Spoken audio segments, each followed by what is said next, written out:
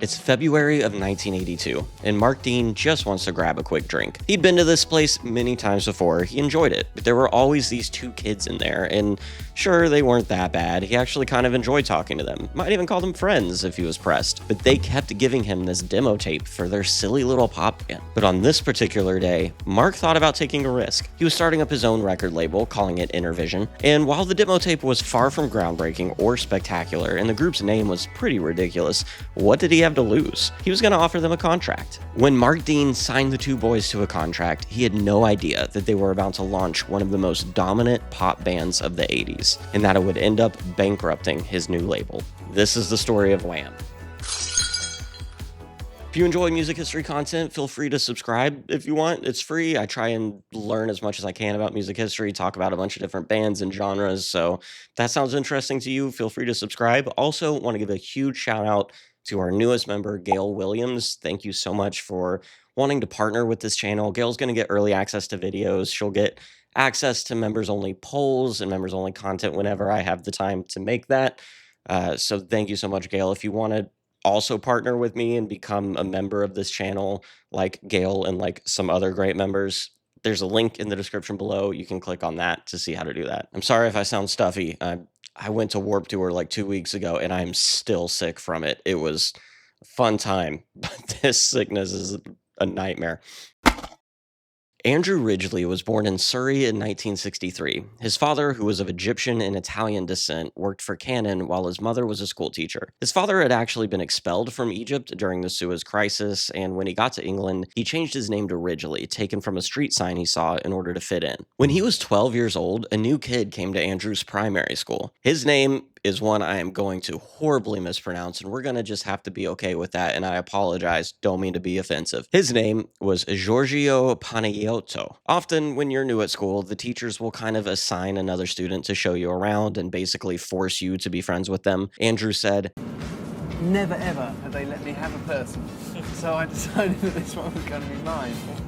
He said that he was the only one who put his hand up to volunteer to help the new kid, and he says a lot of that probably has to do with the new boy being an immigrant and having a very immigrant-sounding name. His name was Andrew Ridgeley, so although his dad was also an immigrant, he could easily pass his English. Giorgio could not. George was born in East Finchley, an area of northern London, in 1963, but in 1975 they moved to Radlett, which was where he started going to school with Andrew. George's dad was born in Cyprus and changed his name to Jack Panos when he moved to London in the 1950s. He worked as a restaurateur and married Leslie Angold, who was a former professional dancer from London around 1958. George said that he was always interested in music, but his desire to be a professional musician and his serious interest in music started after a pretty bad head injury when he was 8 years old.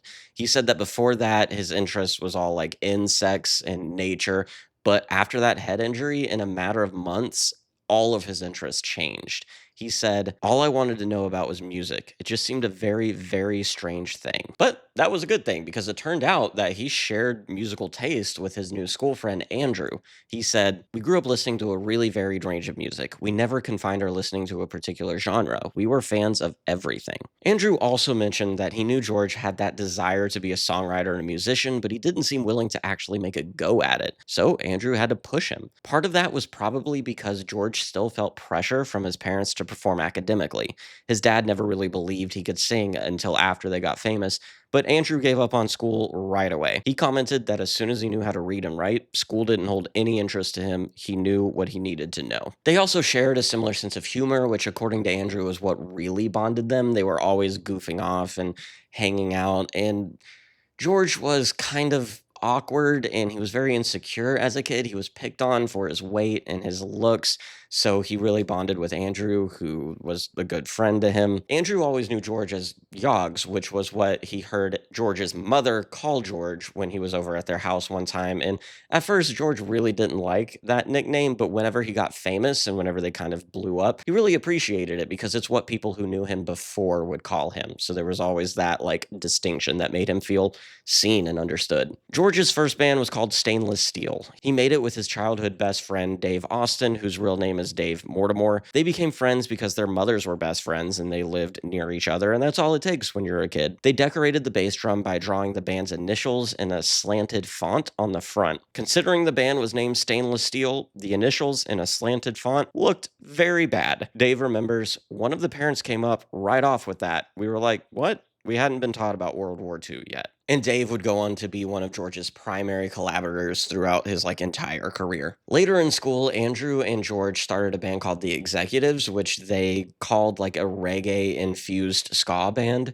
It was George, Andrew, Andrew's brother Paul, Dave Austin, and another Andrew who sadly passed away from cancer at the age of 20. They formed in the summer of 1979, right after final exams, and then spent those summer months rehearsing wherever they could before playing their first gig in November at a church. According to George, they were terrible, but everyone seemed to love them for some reason. The band was what, at least in theory, kept them together, kept them as friends. They were at that stage of life where people move on. You're going to different colleges, you're studying different things, you're building different friend groups, but they always had the executives to kind of keep them back together. Eventually, that other Andrew dropped out, but as a four-piece, they recorded a demo. There was then some kind of tiff where Dave said he was going to book them a show, but then that fell through, and Dave wasn't very communicative about it. So that band fell apart. Andrew and George tried to start a new group, but the people that they brought in were all kind of older musicians who had jobs and families, and they weren't willing to give it a proper go.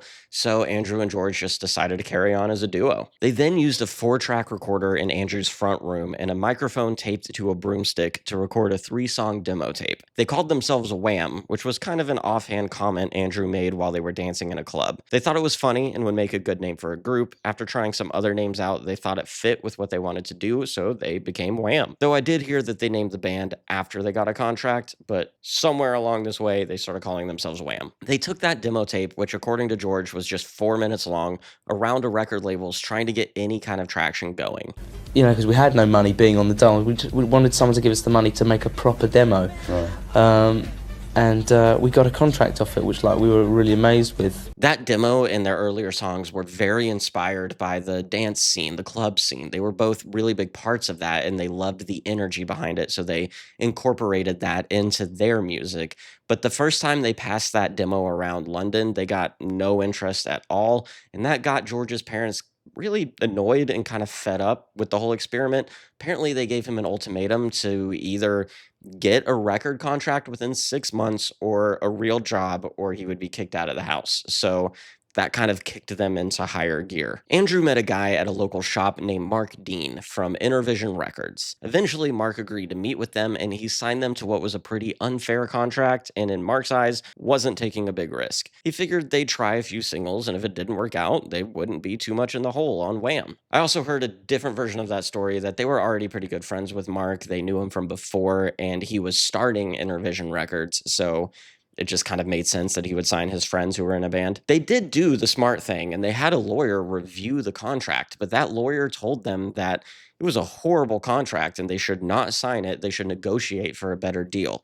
They ignored that recommendation and signed the contract in November of 1982. That deal gave them an advance of only £500 each and really low royalty rates, lower than even other unknown acts were getting on label contracts. That led people to wonder just why they would sign that. Part of it was just being young and impatient, wanting to take that next step as quickly as possible. Part of it was George being given that ultimatum that he needed to get out of the house in 6 months. And part of it was Intervision telling them that they had to sign quickly or they'd lose the deal entirely. And after shopping things around for a while and getting no traction, finally having someone with a label, even if it's a small unknown label, interested in you, that trigger something that's this may be my only shot because everyone else has rejected me. Also around this time, George decided to officially change his name to George Michael, thinking it was more accessible to the general public. So now they had a record deal. Their career should take off, right? Well, it was a pretty slow build-up for them. Their first single, Wham Rap, failed to chart, so they really needed the second single, Young Guns, to do well, or else they were at risk of their label dropping them already. Initially, the second single was struggling just like the first. When that single was released and was struggling, George called it the worst week of his life. But then they got a lucky break. They got a call out of the blue from Top of the Pops saying that another artist had dropped out and would they like to be on the show instead? Of course, they said yes. Top of the Pops was a huge deal. Everyone watched it. So they performed Young Guns on the show in October of 1982. They had a dance routine that they choreographed themselves in George's mother's house. Looking back now, it's all kind of ridiculous, but as George said, at the time it was considered quite innovative and new the way we presented ourselves. There's a certain energy through the naffness. It worked in a weird kind of way. Everybody remembered it at the time. That performance on Top of the Pops launched their career. It shot that single Young Guns up to number 3. They then re-released their first single and another single, both of which did really well. By the time they released their debut album called Fantastic in 1983, they were competing with bands like Duran Duran to be the biggest pop act in the UK. But they did have a slightly different image than those other pop groups. They were seen as like a protest dance band in a way. They set themselves up as hedonistic rebels and wrote songs about unemployment and other social issues, kind of in a way saying that all of this was happening, but they were going to be dancing through it. The early stuff was definitely more socially conscious, but as they got more popular, that shifted. George said, "I think what's happening in England is that there's a large escapist element creeping back into music now. 3 or 4 years ago with the punk thing, people were shouting. Now they're not ashamed of being young, unemployed. They'd rather just go to a disco or a club and forget about it." They also shifted their songwriting when it became pretty clear that George was the much better writer. They started by writing everything together, but during the recording of the first album, George took over the creative direction since he was better at it. Andrew mentioned that it was very difficult for him to set aside that part of his creativity, but it was all about making Wham the biggest pop group it could be, and he knew it was for the best. He also confessed that he was just kind of lazy, and he said if he could go back and talk to 23-year-old Andrew, he would stress the importance of developing as a songwriter and becoming better at that, because then he could have been a co-writer on some of the biggest pop songs of the 80s and still making a ton of money off of them. But while all of this was happening and their singles and album were hitting number 1 and they were turning into pop superstars, they still had no money. Their contract with Intervision meant their lives didn't change. There's kind of a famous story of them swapping clothes because they each only had like 1 or 2 outfits and they didn't want to be wearing the same thing in every press junket, so they would just wear each other's clothes. They still struggled to pay for taxis home from their TV appearances. Also, pretty early on in their careers, George came out to Andrew during the filming of the Club Tropicana video. He wanted to keep it secret, partly because he was worried about what his dad would say, but also because he didn't want it affecting their career and their potential to break into America, especially considering that with these kind of pop groups, a lot of the audience is young females, so him being homosexual might impact their image, at least that's the way he saw it. Andrew encouraged him to be public about it. He didn't think it would matter all that much, but George still kept it secret. But at the same time, they were both becoming pretty resentful of their public image. George talked about dealing with depression. He was dealing with the constant pressure of being a teen idol while also hiding his sexuality. Meanwhile, the press was saying that Andrew was essentially just a hanger-on, that George was the talented one, and Andrew was just kind of there. I saw one interview where they literally asked, "What does Andrew do in Wham?" The group never answered it, saying that the question was so boring and born out of jealousy, so they just kind of deflected it. So as their stars rose, it became more and more difficult to be them, especially considering they weren't making any money to drown their sorrows. In 1984, as they were seeing more and more success with kind of more lighthearted, poppier songs like Wake Me Up Before You Go Go, they recognized the absurdity of their contract and they sued Intervision. They ended up settling out of court and it eventually led to Intervision having to declare bankruptcy because of that. CBS and Epic Records picked up Wham's contract. They were the distributor of Intervision, so they kind of had first dibs at it. They released Make It Big in 1984. It hit number 1 in both the US and the UK. Andrew was getting a reputation for being a wild party animal, and the press ate that up. There was a story that he had his nose broken at a nightclub, but that was fabricated by their manager to increase that image. He actually had surgery to repair his septum after a childhood injury, but the whole debauched lifestyle image definitely fit how they were trying to position themselves as this hedonistic pop act. And with more money coming in, I'm sure Andrew did have his fun. Make It Big's second single, Careless Whisper, was a bit different though. It was technically a Wham song. George wrote it before they were even Wham. It was kind of marketed as a George Michael song. Since it was pretty clear that George Michael would eventually be a solo star, the label started to distance him from that debauched party animal image that Wham had. In some markets, the single was actually released as Wham featuring George Michael. But this was also a time where they were distancing themselves from that even earlier image of them being these young rebels, with George saying that was always kind of a bit of a con, and they were never that. It was just a fabricated image. They also started to bristle against this negative perception of pop bands being unserious or somehow untalented. They said that if you wanted to be successful, you kind of had to let go of the idea of being important. They said more success goes hand in hand with less credibility, and then pointed at the rising fame of the Smiths at that time and what that was doing to their image. As they got more and more popular, they became less and less credible as this serious post-punk band. An interview asked them if they made good records or number one records, to which Andrew said, "Number one records are good records," and George added that people would often say grudgingly that they liked Careless Whisper but hated Wham. He replied, "What can we say? Oh, let's say what a great sax solo. It's as if I had nothing to do with it. It's a great sax solo because I wrote it." In 1984, they released a Christmas song called Last Christmas, which will probably end up making someone money forever.